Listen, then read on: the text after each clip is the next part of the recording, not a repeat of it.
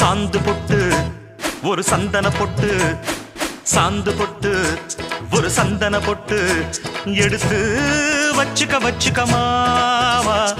பூ முடிச்சு ஒரு சேலைய கட்டு, இனி நீ வெட்டிய கட்டிக்கலாமா. கம்பெடுத்தா சொல்லி அடிப்பேன், ஜல்லி காளையை போல் துள்ளி குதிப்பேன், ஒரு பம்பரமா சுத்தி அடிப்பேன், உங்க பாட்டனுக்கும் கத்து கொடுப்பேன்.